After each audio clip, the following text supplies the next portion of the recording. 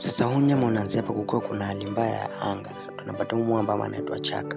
Sasa huyu Chaka alikuwa amekuja zake huku bafuni akiwa amekuja jikagua, lakini sasa mara hali ya anga ikazidi kuwa mbaya mpaka ikapelekea ndege kuanza kupoteza mwelekeo. So kila mmoja akaambiwa ajifunge kanda, yani ile belt pale, ili kama ikitokea ndege itaanguka asiweze kuumia. So akaendelea pale kujaribu kukabiliana na ile hali ya anga, lakini hali ikawa imeshindikana. So jamaa Chaka akawa ameangusha kidude fulani ambacho alikuwa mpewa na mpenzi wake. Akaona hawezi akakiacha kile kidude, so akafungua ile kanda ili akakichukua, lakini vile ameenda kichukua hali ya hewa ilizidi kuwa mbaya mpaka ikapelekea jamaa akabana ameanza kuwa kama anapepea baada huko. Sasa yule pilot mmoja ile anataka akamsaidia akagongwa vibaya hadi akaumia. Sasa mwamba akajitahidi ili arudi kwenye kile kiti chake pale, lakini hali ikazidi kuwa mbaya, ndege ikawa ishaanguka ndani ya maji bana. Afu ghafla maji akaingia ndani ya ile ndege. So mwamba ile anakuja kurupuka, anajikuta yuko katika island ambayo haijulikani hata iko nchi gani ama iko wapi. Mwamba alikuwa ni ameishiwa power kinoma. Mwamba aligeuka kwa Mbosso, japokuwa ni mzungu lakini akawa Mbosso maana alishiwa power. Sasa huyu Chaka akaanza kukusanya hii mizigo ambayo alikuwa amepewa na kampuni yake ile yapeleke kwa wateja. Sasa kama anachukua mmoja baada ya mwingine ili yake mahali pamoja. Sasa huko akiwa bado ana mawazo mengi, anajiuliza sasa hapa mimi nitatokaje, lakini alikuwa anajiuliza maswali yote lakini majibu hana. So mwamba akawa amekusanya ile mizigo after ameweka mahali pamoja. Usiku uliingia lakini mwamba hakulala, maana alikuwa anajua pengine kutapita boti ambalo ataliona ili aombe usaidizi ili limuokoe. Mwamba alikaa pale usiku lakini hakusikia boti wala kitu chochote zaidi tu ya sauti za kutisha za wanyama wa msituni. Kulipambazuka siku iliyofuata, mwamba akiwa bado ana stress, akawa amechukua kile kidude ambacho kilikuwa kina picha ya mpenzi wake, alafu akakumbuka venye mpenzi wake alikuwa amempatia kile kidude na alikuwa wameahidiana after hii safari mwamba atarudi ili wafunge ndoa, lakini hiyo imebaki kwa kama ndoto kwake na ameiota mchana, alafu akakurupuka na kuona hakuna chochote. Sasa mwamba alikuwa na stress kinoma noma. Siku zikazidi kuenda, mwamba ni hana amani, anaishi peke yake, hana hata kampani ya mtu yoyote.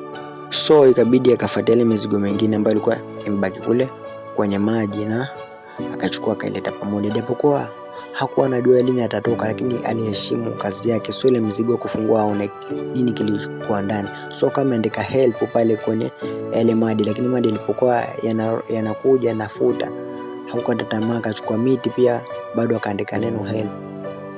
Lakini mwamba bwana akaona ili ni survive na nipate msaada hapa natakiwa nile. Sasa nitakula nini? So mwamba akawa anatafuta kitu chochote cha kula, ndo akapata nazi hapa. Akajaribu kuivunja ile nazi angalau basi aweze kupata chochote kitu, lakini bana after amevunja ile nazi aliambulia maji bana, ambao hakuwa ameondoa njaa, yani alipunguza tu njaa makali.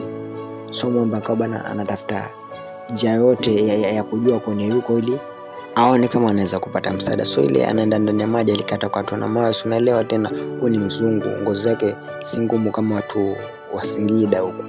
Sasa after amejifunga na yale nguo akafika, hakuamini chenye alikiona. Akajiona yuko mahali ambapo pamezungukwa na maji, yani yeye yuko hapo katikati ya maji. Jamaa hakuamini, alipigwa na butwa sana, lakini ile yuko kule juu akaona kitu, akaja mbio, maana alikuwa anaona kama ni usaidizi, lakini kufika kumbe alikuwa ni mmoja kati ya wale watu ambao walikuwa wote kwenye ile ndege na alikuwa amefariki bwana. Jamaa alikuwa kama amepata mtu ambao pengine wangeongea, lakini ndio hivyo akawa amefariki. Sasa jamaa akamvua viatu pale na akapata na torch pale ambayo ingemsaidia, akapata wallet pale, lakini vitu vyote ambavyo vingekuwa mle ndani ya wallet havingeweza kumsaidia. So jamaa akaandika kumbukumbu fulani kumaanisha kama kunatokea mtu mpata kuja kwenye hiki kisiwa au ni kama kuna mtu alikuja kuishi siku zilizopita. Jamaa alibaki kuwa na stress, lakini siku zikawa hazigani, zinaendelea tu kusonga. So jamaa akawa anabidi achukue ile maji ambayo yanapatikana asubuhi kwenye miti, maana maji ya bahari yako chumvi, hawezi kunywa. Mwamba alipitia maisha mengine ya mateso, yani inasikitisha sana. So Mwamba akawa anajifundisha kuwinda samaki hapa, lakini bado anaambulia patupu, analala njaa. Yani jamaa alikuwa anaona kama Mungu hamuoni, Mungu ashamtenga. So kuna siku moja akaona kama kuna boti fulani linapita likiwa mbali. Sasa jamaa akawa na ile tochi, akajaribu kumulika ili kama ile boti litamwona, lakini ile tochi ilikuwa hizi tochi za kawaida, mwanga wake ulikuwa hafifu sana, hauwezi fika mpaka kule kwenye ile boti ambayo iko. So boti ilipita ikaenda zake. So siku iliyofuata jamaa alikasirika, akaona mimi nikikapata nitakufa, acha tu nitume hii float ili nisafiri. Sasa jamaa akaanza safari huko, hataki hata kurudi tena. Jamaa kaendelea na safari yake, lakini mawimbi yalikuwa makubwa sana, afu ukiona kile kiboti chake kilikuwa ni kidogo, so hakingeweza kustahimili yale mawimbi ya bahari. Ile anaendelea kusafiri, mawimbi yalimzidi, jamaa akadondoka ndani ya bahari, alafu akaangukia miti fulani kule ndani ya maji na mawe ambayo ilimfanya akapata majeraha mengine makubwa sana. Jamaa aliumia kinoma. So hakusajisi bana. Nacheka, sio kama ni mazuri bana, inasikitisha sana. Sasa jamaa ikabidi arudi tena kule mahali, alafu mvua ikanyesha, alafu ukiona Mwamba hana hata nyumba ya kukaa. So mvua, jua, vyote vilikuwa vyake. Jamaa alikuwa anapitia mateso mengine ambayo mtu legelege angeponea. So jamaa after ile mvua imekuwa kubwa, ilibidi atafute mahali pengine ambao angeweza kujisunda. So akaona pango fulani ambaye alikuja na akalala mle ndani, afu jamaa akawa anakunywa maji ambao iko kwenye ile pango. Maji bana yako rangi ya maziwa. Tena utafanyaje? Na hali ndio hiyo. Hapa hakuna cha ushua hapa, inabidi tu ukubaliane na hali. Ile tochi ambayo alikuwa nayo ilimulika paka mwanga bana ukawa bana umepotea kabisa. Jamaa alikuwa na vidonda vingine vikali, alafu ukifikiria hana hata dawa kwenye na kando huku. Sasa jamaa ilibidi sasa apambane na hali yake. So zile box ambazo alikuwa anasema hadi ana heshima za kampuni, ilibidi bana azipasua aone chenye kiko ndani kama kitaweza kumsaidia. So alipata vitu vingine baadhi vilikuwa vinaweza kumsaidia, lakini baadhi ilikuwa hawezi kumsaidia. Lakini kuna box moja hapo alifungua akaachana nalo. So akachukua ile dress ambayo alikuwa amelipata pale ndani na zile kamba ambazo zilikuwa za vile viatu. Jamaa akatumia kama vitambara kufungua vidonda, afu akatengeneza neti kupitia ile dress ili ajaribu kuvua hata samaki angalau apate kula, maana jamaa alikuwa analala na njaa every day. Sasa jamaa kwa bahati nzuri akapata samaki bana, japokuwa ni beach for the first time. Akamtafuna bana, kuna cha upishi boy, yani ni mwendo wa kula chenye kinapatikana. Sasa jamaa akawa amejaribu kuchukua mti fulani ili atengeneze moto, lakini wapi, aliendelea kufanya vile paka kwenye ile mikono yake bana kwa kumetokea vidonda bana. Jamaa aliumia kinoma. Akachukua ile mti akatupilia mbali. Yani inasikitisha sana. Jamaa atafanyaje? Na hiyo ndo hali halisi ambayo anapitia. Jamaa akaenda zake kwenye bahari ili maji na chumvi angalau yapoze vile vidonda, lakini akawa anazidi kusikia uchungu kinoma. Sasa kuna ule mpira fulani ambao alikuwa akaona pale, after kuwa ameushika na damu, akatumia ule mkono wake ambao ulikuwa umejichora pale kama fingerprint ili achore kama sura ya binadamu, apate mtu ambaye atakuwa anamuongelesha. Japokuwa ni mdoli, lakini hakuwa na jinsi. Anasema ndio atakuwa ni mtu ambaye atakuwa anampa company, atakuwa anaongea naye kuondoa stress. Haya, sasa pale akawa anatumia ile fimbo ili atengeneze moto, kwa anamuongelesha rafiki yake, mwanangu ndio hivyo, acha nipambane kutengeneza moto tuweze kupika pale. Akaendelea kufanya vile, lakini Mungu si atumane bana, akasikia maombi yake, alafu moto ndo kawa ushatokea pale. Jamaa alifurahi kinoma, for the first time akatabasamu bana. Haya, so akawa ndo pale vile anavua samaki, anatumia ile moto kumchoma na anakula, japokuwa hakuna chumvi, hakuna ati weke roiko itoke wapi kudadeki. Roiko ni kwenu, hapa ni mwendo wa kula chuma. Kinachopatikana ndo hicho ambacho kinatolewa kama chakula. Sasa jamaa alikuwa anakula paka sesemizi huku bado akiwa anaongea na yule best yake ambaye ni ile boli. Maisha yaliendelea tu kurukakara, siku hazigandi bana. Siku zikawa zinasongea mpaka ikawa imepita zaidi ya miaka 4. Jamaa akiwa bado yuko katika kile kisiwa. Je, atatoka? Haya, acha tuendelee. Cheki jamaa kama amekuwa kama Yesu, pole ni wa Kristo lakini. Haya ni mwamba kao ndo ameendelea tu na yale maisha yake. Alikuwa hapendi kula nyama alipokuwa huko kwao, lakini huku atakula pende asipende. Sasa mwamba maisha yale ya kuwa peke yake ndo akawa shazoea. Kila siku inayoitwa kesho, yeye ndo alikuwa anaendelea tu kuishi. Sasa siku moja ikiwa anaenda samaki tena anataka kuenda maana ana neti ya. Sasa aliokota jidude fulani hapa mbali na kwa kama mlango. So akawa amekuja na idea fulani ile ambayo ni ya kutengeneza boti. Akasema hii ndio idea. So jamaa kama ameangusha minazi pale, akatumia miti fulani ambayo akachukua zile ambazo zilikuwa tape za kaseti na miti fulani ambayo inakuwa kama kamba, na akatengeneza boti ambalo alikuwa ameamua atatoka kwa niki. Sasa akawa anaongelesha ile rafiki yake, mimi sitakuwa nakuongelesha kila siku bwana Jiboli, umenisikia? Acha nikuache peke yako. Akalichukua ile Jiboli akalitupa, anakuwa na hasira vile anaishi pale. Lakini baada ya muda hasira zake zilipotulia akakumbuka baya, sasa kama nimemtupa rafiki yangu nitaongea na nani tena? So bado akamkimbilia tena akamchukua. Da, inasikitisha sana.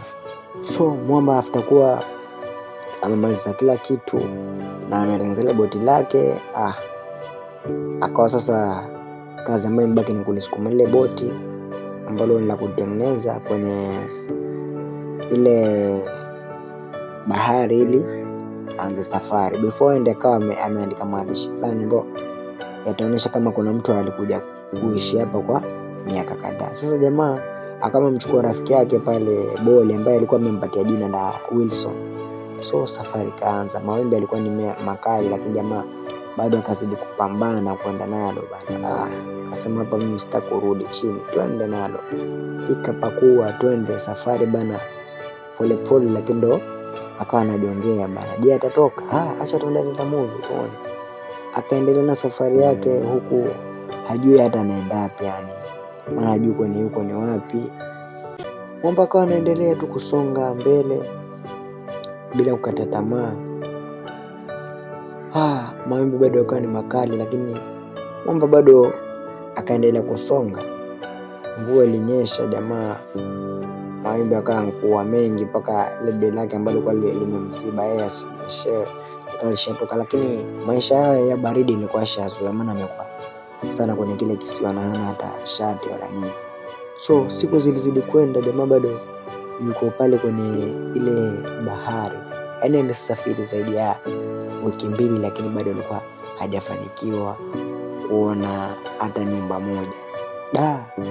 So siku moja after ameamka asubuhi, akaondoa rafiki yake Wilson, akabana amebebwa na mawimbi ameenda kula. Lakini si binadamu, si mnajua ni ndege Boli.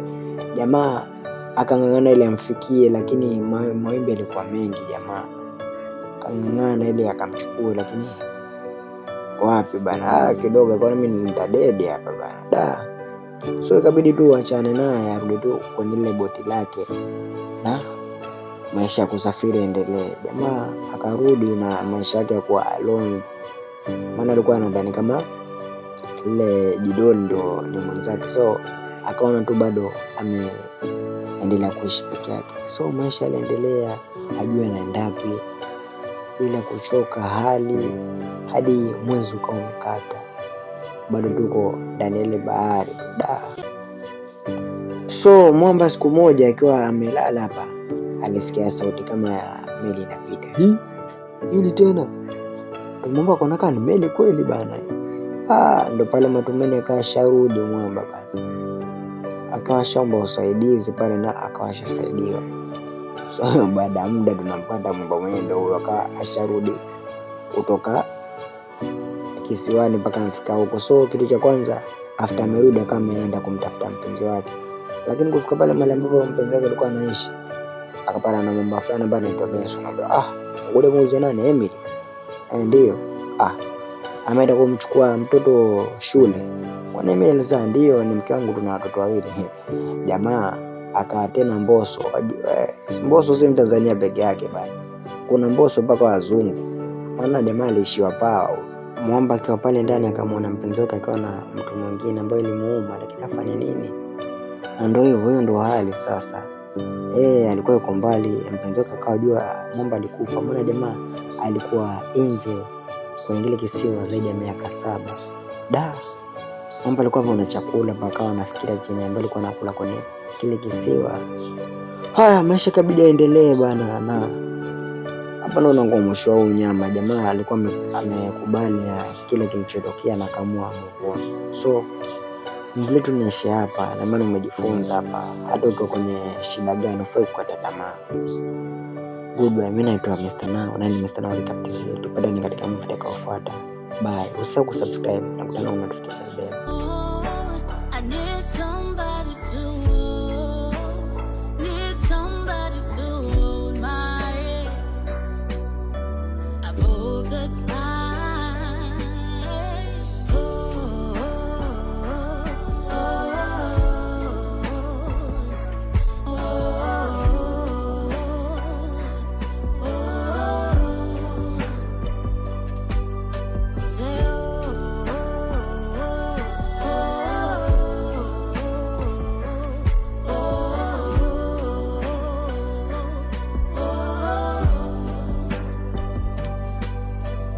Remember all the good times you promised to